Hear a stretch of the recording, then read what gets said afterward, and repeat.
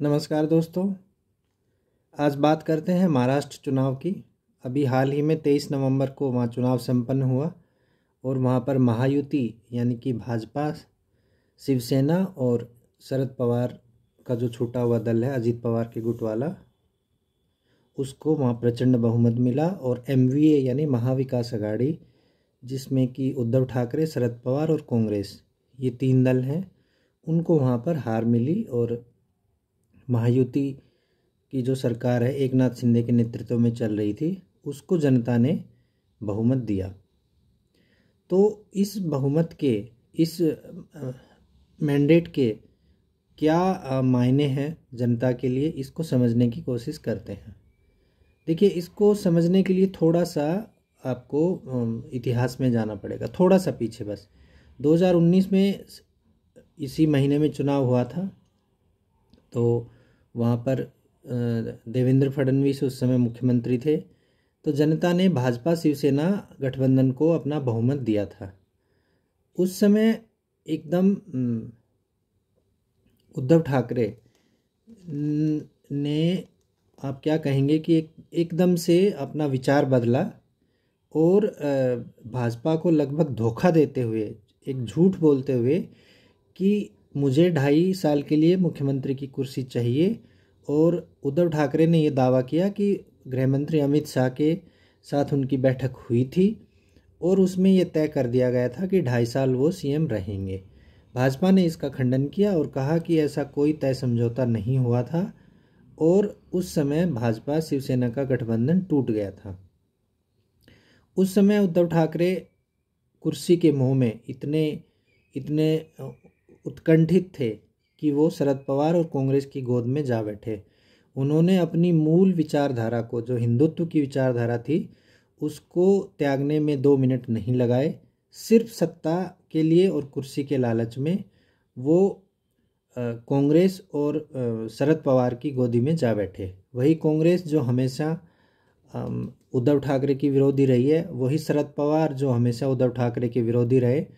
लेकिन उद्धव ठाकरे उनके साथ जा बैठे और उन्होंने उद्धव ठाकरे को CM भी बना दिया। लगभग 2.5 साल तक उद्धव ठाकरे से CM रहे, लेकिन उनका कार्यकाल एक लचर कार्यकाल था। उसके थोड़े बाद देश में कोरोना का काल आ गया। कोरोना काल में जो मुंबई की दुर्गति हुई, जो कुप्रबंधन वहाँ पर हुआ, जो लोगों की, धारावी जैसी जगह में जो लोगों की हालत हुई, वो किसी से छुपी हुई नहीं है। उद्धव ठाकरे अपने ऑफिस में नहीं जाते थे, अपने बंगले में ही ज़्यादातर रहते थे। सरकार के विभिन्न अंग कैसे काम कर रहे हैं उस पर उनका कोई नियंत्रण नहीं था। तो हुआ क्या कि उन्हीं के नीचे उनकी पार्टी का एक कार्यकर्ता या विधायक एकनाथ शिंदे, उन्होंने भाजपा से हाथ मिलाया और अपने 30 या 40 विधायक भाजपा के साथ मिल गए और फिर वो सरकार बनी 2022 में।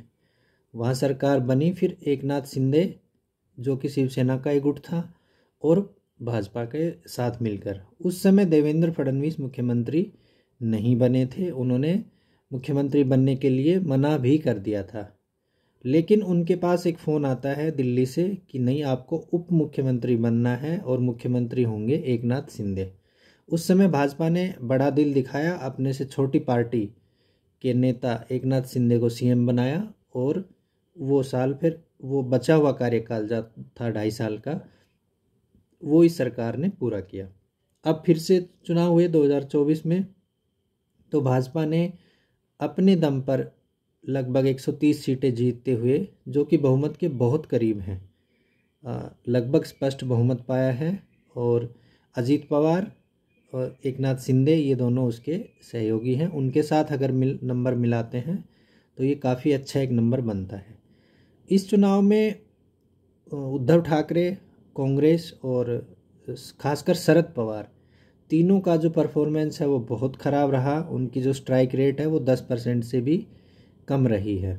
तो जिनको शरद पवार, जिनको महाराष्ट्र की राजनीति का चाणक्य कहा जाता है, वो अपने ही क्षेत्र में बुरी तरह से आ रहे हैं।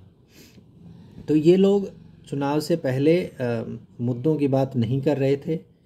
ये सिर्फ इस बात के लिए लड़ रहे थे कि मुख्यमंत्री कौन बनेगा। इसके लिए उद्धव ठाकरे दिल्ली चक्कर काट रहे थे, कभी शरद पवार से मिल रहे थे, लेकिन कार्यकर्ताओं की, वोटर की नब्ज टटोलने का काम किसी ने नहीं किया था।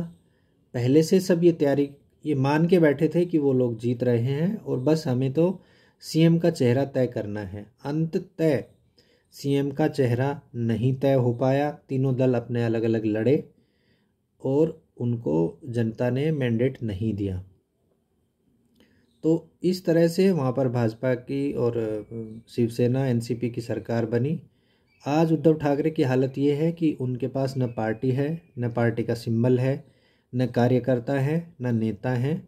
वो मुश्किल से 10-12 विधायक अब उनके रह गए हैं। तो अभी सुनने में आ रहा है कि देवेंद्र फडणवीस संभवतः अगले मुख्यमंत्री होंगे महाराष्ट्र के, जो कि उनका हक बनता है, जो पूरी तरह से एक जायज़ फैसला होगा। अगर देवेंद्र फडणवीस ही वहाँ के सीएम बनते हैं तो ये भाजपा नेतृत्व का एक बढ़िया फैसला होगा। देवेंद्र फडणवीस ने निश्चित रूप से ग्राउंड पर मेहनत की है और वो इस जीत के पात्र हैं। इस पद के लिए वो सबसे उपयुक्त चेहरा हैं। आज पूरे देश में देवेंद्र फडणवीस का चेहरा एक राष्ट्रीय चेहरा बन गया है भाजपा की राजनीति की, अगर हम बात करें तो अभी आने वाले 1-2 दिन में तय तस्वीर एकदम साफ हो जाएगी और तब संभवतः 5 दिसंबर को महाराष्ट्र का अगला मुख्यमंत्री शपथ लेगा। धन्यवाद।